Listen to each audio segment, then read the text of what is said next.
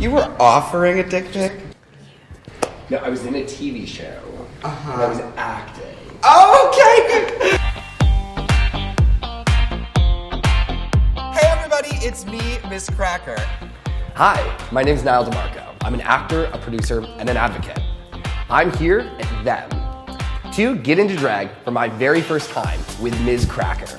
He's an incredible person, but that doesn't mean we can't change him today, which is what we're gonna do. It's time for a transformation! This being my first time, I'm a little bit nervous, but I'm excited at the same time. Let's do it.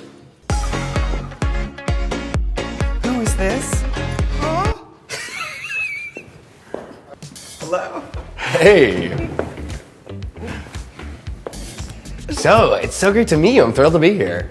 Okay, how do I say this? Like, this? Right, nice to meet you. Okay, good. I worked on it hard. Good job. All right, now you get to learn some of my language as well, the language of makeup. Have you ever been in drag before? This is actually my first time in drag.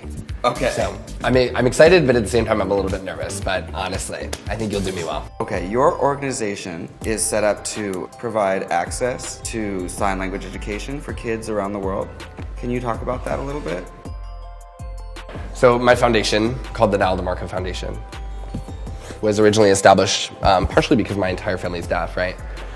So a little background, being the fourth generation in my family, I have two deaf brothers, deaf parents, grandparents, even my great-grandparents, right? So I was incredibly fortunate that I had access to language from the day I was born. Plus I went to a deaf school growing up.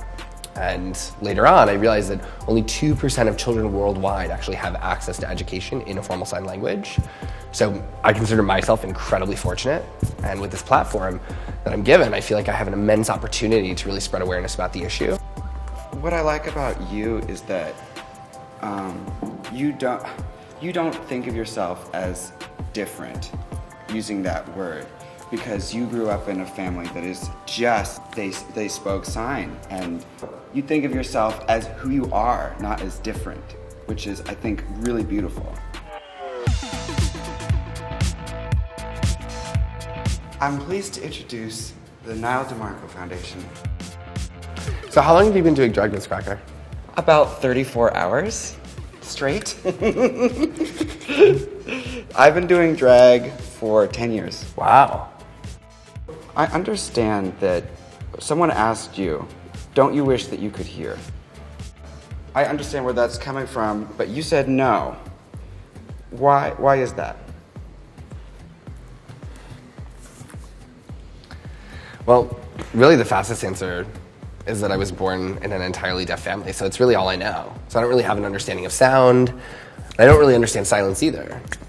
Growing up, I had an entirely deaf family, and so I always felt that was something that I should cherish and embody, and I wouldn't replace that for a hearing family in the world.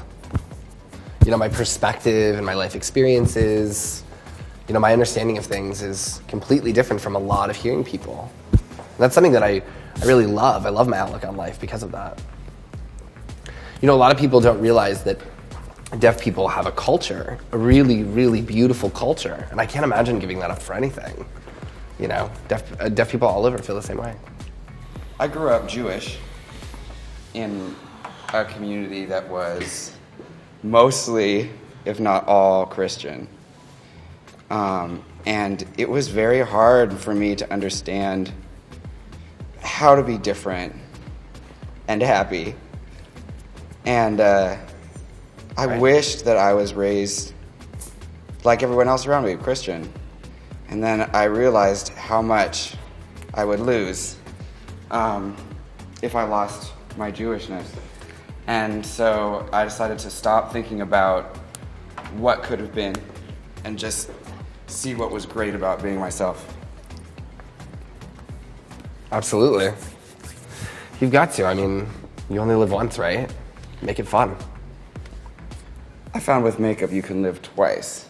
There's an entertainer, Russell Harvard, who is on Broadway now, and he's playing a role that is not necessarily a deaf role, but he is signing.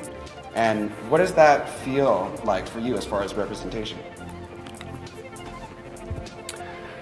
Well, it's great. I'm excited.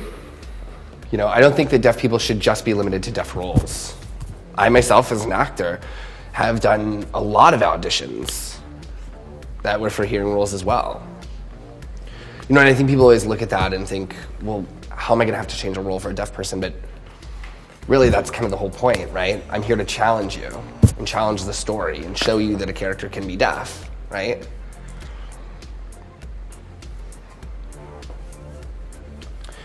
But I also think that it really sheds light on casting directors and their ability to cast a deaf person for a hearing role, you know, which hopefully will start a new trend for us. And Russell Harvard is incredibly talented. Out of all the, you know, disability writers and cast, 95% of disabled characters are actually being played by able-bodied people, right? They're essentially stealing our roles. It's like they can't get their own able-bodied roles.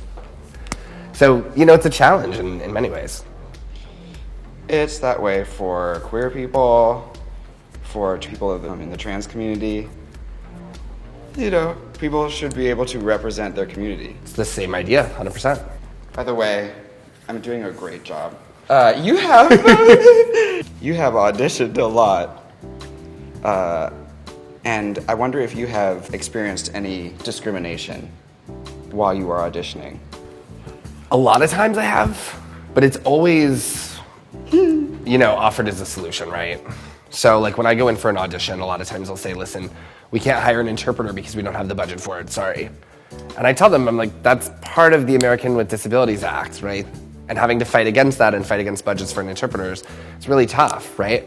So a lot of times I'll send in a self-tape, right? And, you know, I'll tell them, I'd love to meet you, you know, face-to-face for coffee, and that typically works for them fine. You know, it's a solution, but it's a little bit different. You know, a big part of my life as a deaf person is always having to provide hearing people solutions to work with me, and I'm fine with it. Yeah, I'm a naturally difficult person to deal with, and I always have to provide people solutions for me as well, so I know exactly the same. In a TV show, while you were acting, you offered someone a dick pic, and it went viral. Can you tell us some useful phrases? They don't have to be sexual, but some nice modern phrases in sign language. Maybe like Netflix and chill. Netflix and chill. Slide into my DMs. How about the most important dating phrase? I forgot my wallet. I forgot my wallet. Miz Cracker, what are you doing tonight? Oh my goodness. We're on camera. Okay, now that it's 2020, what is your biggest New Year's resolution? I say I really want to be doing a lot more executive producing on shows, looking at selling some more shows, definitely getting ahead of my acting. You know, I've got a lot of ideas. Hopefully this year we'll see my work carry me through 2020. What about you? What's yours? What's your New Year's resolution? Just one book. If I can read one book. Listen, we did it. We did it. Okay, it's time to choose the clothes. Okay, let's go to the rack and have a look. Or you look so happy already. Can't wait. Excited to see what you have in store for me. Yeah, so usually we have a lot of clothes to choose from. I've got things here that like Beyonce's worn. I've got things that like I'll give you Slinky Crystal. This is my top favorite. Is this one? But today I have something very specific in mind, so there's only one thing on the rack. You could choose from these accessories. That's what you get today. But this is what I want to do. I want to get you in some pads so that you look like a big, curvy woman. Which means it's time for the moment we've all been waiting for. Get out of your clothes. I'll help. Ooh, there we go. Okay, one. Okay, you could do the next one. Now, what kind of underwear are you wearing? You know what? It's better if we just... Oh my goodness. Okay, I'm gonna get your body. Here's your little body. All right, so you want me to put it all on in here? Or Put it just all the pads? on in there, and I'll be waiting right here. All right. I won't be that long, baby. While he's in there, I'm gonna get changed because I want to surprise him with a little something. All right, are you ready in there? Oh, there she is! Look at you! You have your little belt on and everything. Let me feel these pads. Okay, perfect. Are you ready for the rest of your look, for the final touch? I'm ready. How do you Look at you. I'm thinking, oh, Gorgeous. this whole thing? Yeah, I thought I would do a quick little outfit change. Now, you said you've watched For our date tonight, of course. for a date. Yeah, because I know you like a date in the Russian tea room. So here's what we're gonna do. We're gonna put on the finishing touches. I'm going to show you your look, and then I think it's gonna all make sense.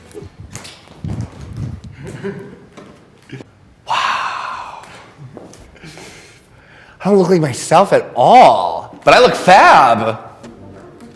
Oh, I am definitely killing it. Feeling this. Oh my God, my ass looks better. Oh my God, this is unbelievable. How do you feel? We look like fab sisters. All right, and here she is. My name is Cracker, and this is my drag daughter, Trixie Matu. Trademark!